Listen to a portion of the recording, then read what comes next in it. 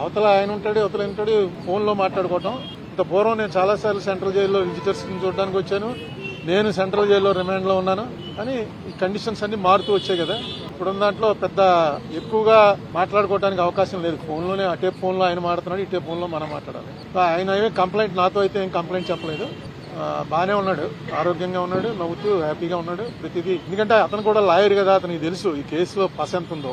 ఈ కేసు వల్ల వాళ్ళ పార్టీకి అతనికి వ్యక్తిగతంగా కూడా చాలా బెనిఫిట్ జరిగిందని అనుకుంటున్నాను నేను. ఎందుకంటే కక్ష సాధింపు ధోరణితోటి చేసినటువంటి ప్రయత్నం అని క్లియర్ గా అర్థమైపోతుంది. కనీసం అక్కడ ఇంటి మీద దాడి చేస్తుంటే 6 గంటల సేపు మనం అందరం చూసాం కదా. వాళ్ళని కనీసం ఏ మేజిస్ట్రేట్ ముందో హాజరుపరిచి చిన్న డ్రామా అన్నా చేయవలసింది. స్టేషన్ బెయిల్ ఇచ్చి పంపించారు. ఆర్సన్ కేసులో. ఆర్సన్ కేసు అంటే ఇంటి మీదకి మంటలు వచ్చేలాగా పెట్రోల్ బాంబులు విసిరితే దాంట్లో స్టేషన్ బెయిల్ నేను ఎప్పుడు వినలేదు. అలాగే తిట్టాడన్న కేసులో తీసుకొచ్చి అప్పుడే 2 వారాలు అయిపోయినట్టుంది. తీసుకొచ్చి సెంట్రల్ జైల్లో పెట్టడం ఇది టూ మచ్ అనమాట. ఇది ఫస్ట్ ఆఫ్ ఇట్స్ కైండ్ అనుకుంటున్నాను. ఏదైనా చూద్దాం ఎటు దారి తీస్తుందో.